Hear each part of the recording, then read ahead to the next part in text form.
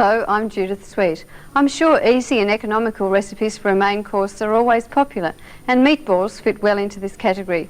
I have a selection of about 6 types today and a couple of easy sauces. I'm going to begin with a basic recipe from which you could make some meatballs or patties, hamburgers, or even a meatloaf. You'll need about 750 grams of good top-side mince. You could make your own by buying the top side and using a food processor, which does a very good job, and that way you'll have probably less fat than if you buy it already made. But usually the top side mince, not the hamburger mince, is fairly lean. And to this mixture I have added half a cup of rolled oats. This helps to thicken the mixture and also add some fibre, which we're always pleased to add to food these days, being a little more health conscious. And 1 cup of soft fresh breadcrumbs, tablespoon or 2 of chopped parsley, 1 medium diced onion. Of course the food processor does that job very readily for you too, and also I've grated the carrot in the food processor, so 1 small carrot grated. And to flavour that and to moisten it also, I'm going to add a couple of tablespoons of tomato sauce, or you could use relish there, or perhaps your favourite sauce, and a little bit of beef stock powder, which will flavour as well as add salt to the mixture, just about a teaspoon of that, some freshly ground pepper,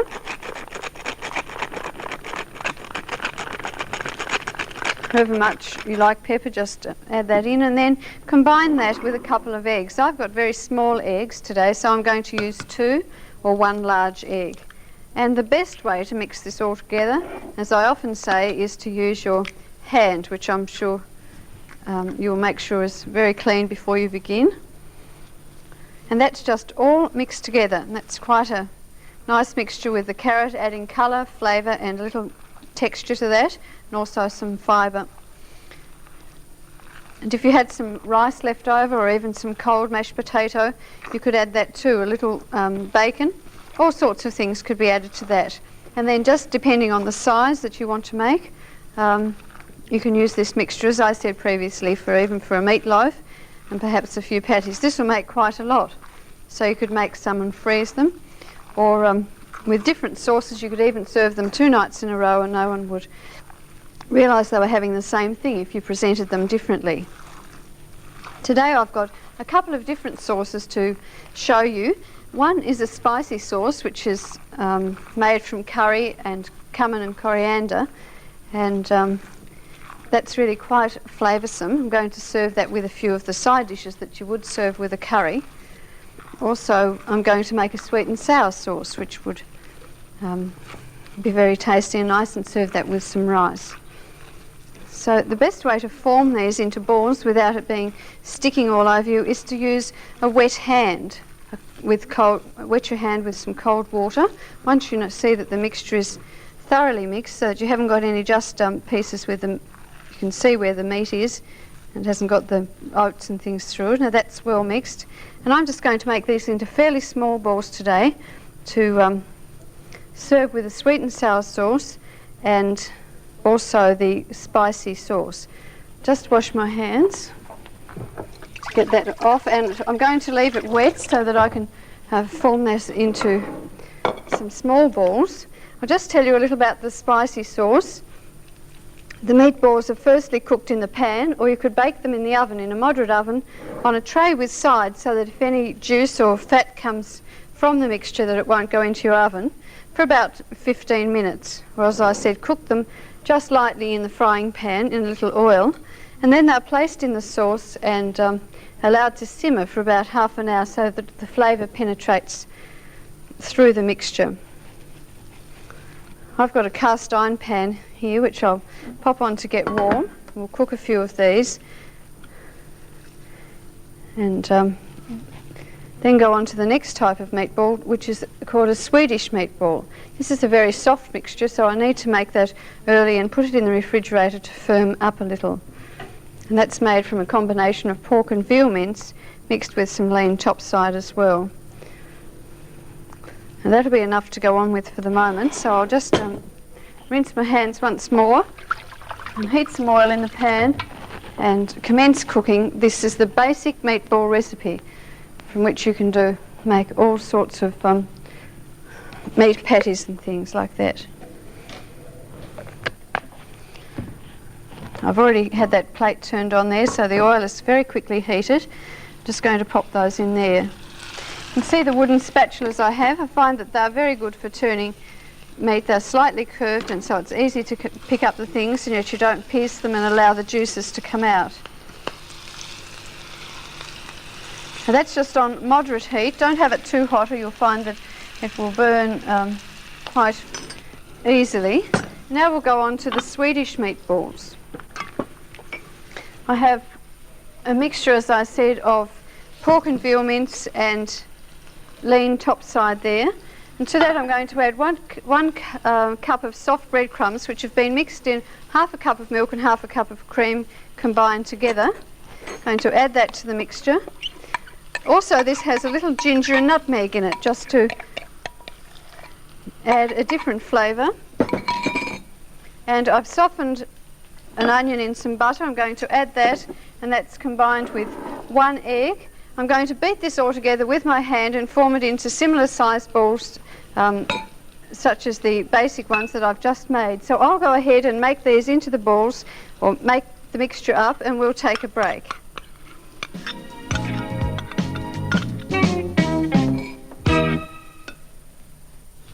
Welcome back after a busy time. I've made some of the Swedish meatballs. They were a little soft. They'd be much easier to handle if you left them in the fridge for about half an hour. And I've got some of them cooking in the pan here, just in a little oil. And I've made them fairly small because they're quite rich and they're served in a creamy sauce. These are the basic meatballs that I've made fairly small there, and I'm going to serve those ones with the sweet and sour sauce, as I mentioned earlier. Now onto some different patties. These are made from lamb. In here I have 500 grams of minced lamb meat. I have fresh lamb, which has been taken from the leg, chump chops, and been minced. To that I've added about a teaspoon of beef stock powder. I'm going to add 1 medium diced onion, about a tablespoon of finely chopped mint. This is a little different because I'm going to add a cup of cooked pumpkin to this, or you could add cooked potato. And also cooked lamb. Some leftover leg of lamb that you've minced would be quite suitable for this recipe. In fact, it's probably easier to get than the fresh lamb. That was the mint I've just popped in there. Then half a cup of soft breadcrumbs, about a tablespoon of flour, and that's all joined together with 1 egg. And the pumpkin adds a little different colour and flavour to that, and moisture. Especially if you were using already cooked meat, some leftover lamb, you'd find that the pumpkin would be a fine addition to that to add a little moisture. Maybe they're a little harder to join together with the leftover meat, so you would need to perhaps pop them in the refrigerator to firm up a bit before you cook them. It's quite a soft mixture, and you'll need to make sure that the mashed pumpkin that you were using was quite dry. This is just a little bit different flavour than the beef, and I thought a good opportunity, if you did have some leftover lamb, to remember this idea. I can hear the Swedish meatballs cooking away a little quickly there, so I need to wash my hand and quickly turn those. I'm going to make the meat patties into just a little larger size than the meatballs, so that you would only need to serve 1 or 2 per person, just this sort of size, and cook those in a little oil too. I'll just rinse my hand and turn the Swedish meatballs there.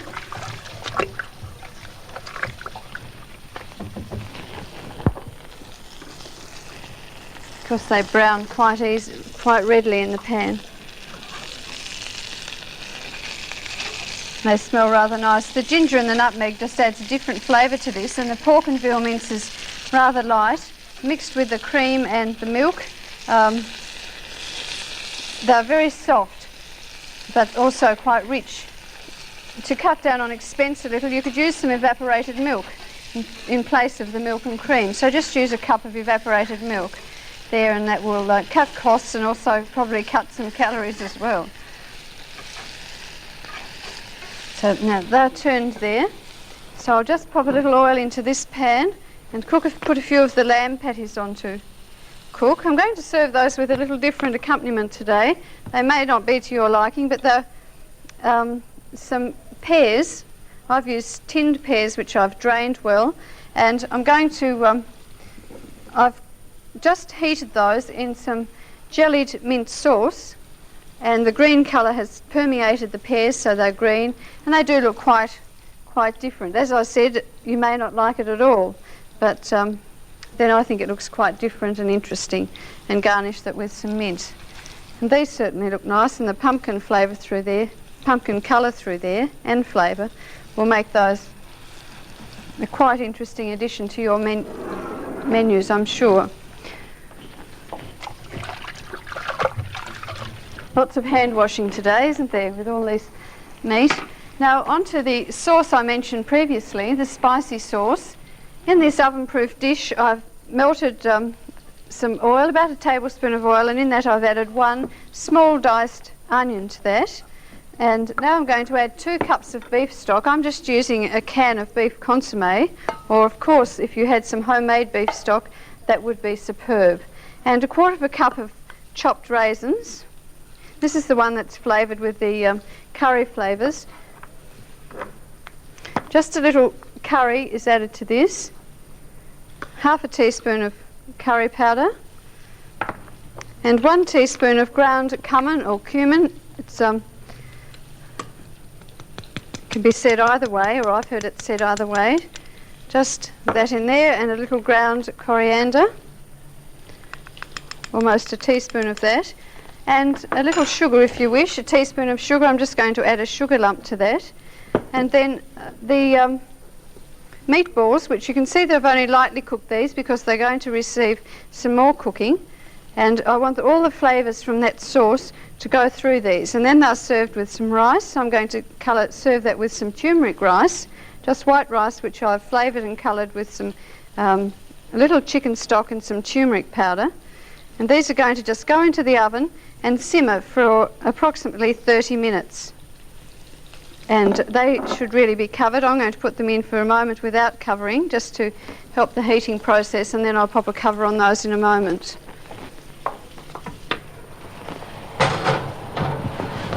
I placed the remainder of the basic meatloaf mixture into the oven, and they've been baking at a moderate temperature there for a few minutes. And these are the Swedish meatballs again. I'll just remove those from the heat. And just while I'm doing that, I'll show you the minted pears. Here they are, as I said. That was a can of pears mixed with the mint jelly and garnished with a little lemon mint actually there. And those flavours really go quite well together. You could also just use a bit of your own homemade mint sauce over the pears, which will give it a nice flavour, but of course not the green colour, which may be a bit dramatic for you. Now with the pan, when you've finished your Swedish meatballs, don't wash it out. To that you add a little flour, and I'm going to use a can of cream of chicken soup today and just mix it with a little cream. So just now we'll take a break, and I'll mix the flour into the oil and these scraps that are left in the bottom there, so I'll pick up the brown, and we'll come back after this break.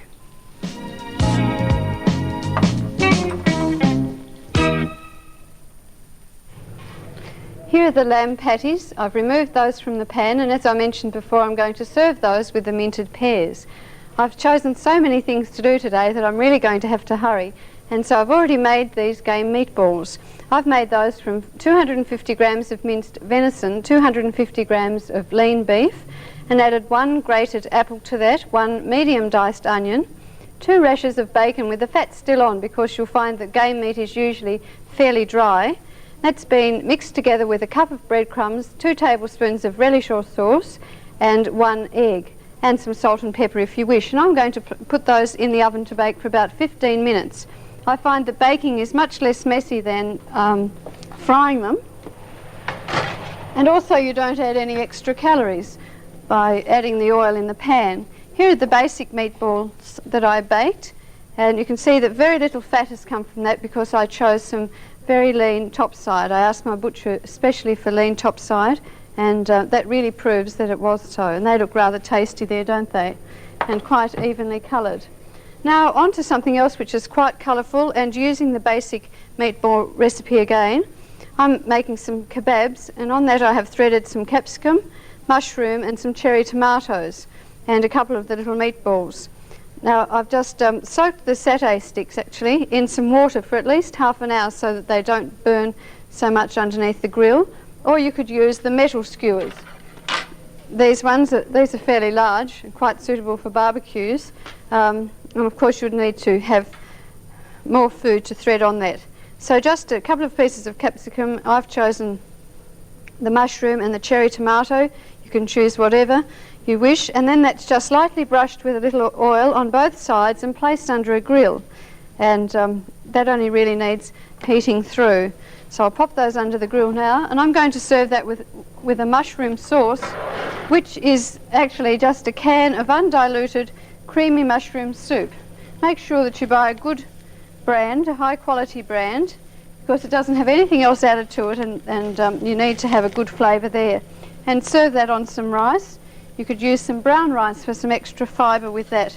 They're very colourful, something suitable for children, teenagers, or they would also be suitable to cook on a barbecue. They would only need very brief cooking. Good thing to start with while the steak's still cooking. Now onto the sweet and sour sauce that I mentioned earlier. I've just placed about a tablespoon of oil, just a very small amount of oil in the saucepan. To that I'm going to add the vegetables, which are about 6 spring onions, which I've sliced diagonally, a red and green capsicum, seeded, core removed and just sliced, and a good stick of celery sliced there. I'm just going to toss that very briefly in that hot oil, and to that's going to be added a can of pineapple pieces. I've used the unsweetened ones because I think it makes a better sauce, and you might need just a little extra water to bring up enough liquid in this. So at home you would probably leave that a little longer for the vegetables to soften, just a tiny bit, not too much or they'll discolour. And I'm going to add about ½ cup of water to that, and then that is flavoured with a tablespoon of brown sugar, a tablespoon of vinegar and a tablespoon of soy sauce. When you taste it, if you think you'd like it a little sharper, put a little more vinegar, a little sweeter, just a little more brown sugar. It's entirely up to your taste. But this is just a very basic mixture. And then when that all heats through, you just stir in some corn flour which has been slaked with water. Or if you've got extra pineapple juice, if you've got some apart from the can of pineapple, you could mix it with pineapple juice so that you enhance the flavour, the strong pineapple flavour. So that's the corn flour, just mixed together like that, and then you find that that won't lump. So as soon as that's got very hot there, I will add the corn flour to that. In this saucepan I just have the mushroom soup, which I'm putting on to heat now, ready for to serve with the kebabs, which are under the grill. And in this pan I have the sauce that I made for the Swedish meatballs.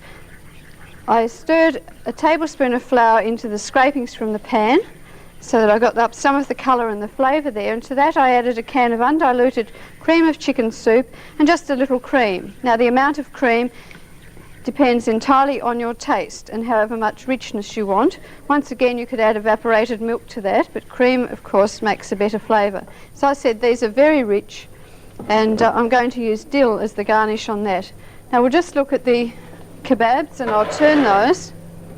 The oil just helps them brown without burning so much there. They're looking rather nice. They really don't need very much cooking at all. If you overcook them, you'll find that the tomatoes will burst everywhere. Now I did mention too that this mixture was suitable for hamburgers, and I'm sure that a hamburger is nothing new to any of you. The name originates from the German immigrants who went to America, and on their boat, when the meat became a little stale, they did something to it to make it a little tastier. And so that's how hamburgers have originated, and strangely enough they're almost a dish related to America rather than Germany.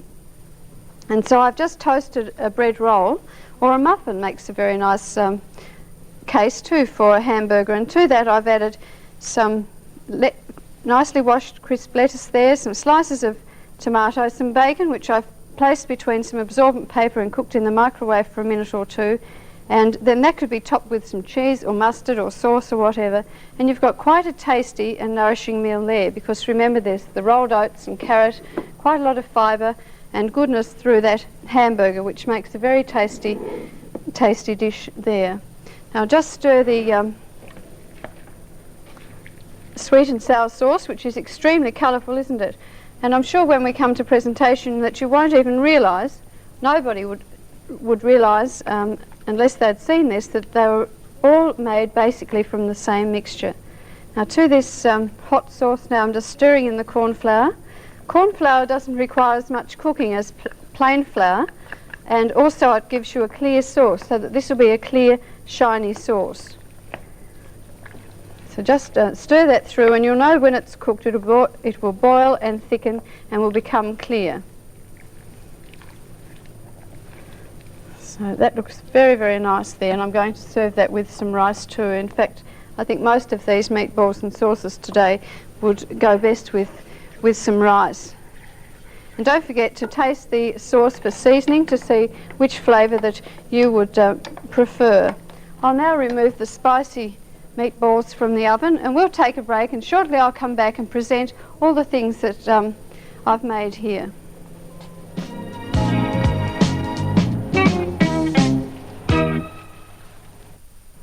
The kebabs are nicely cooked and looking very colourful.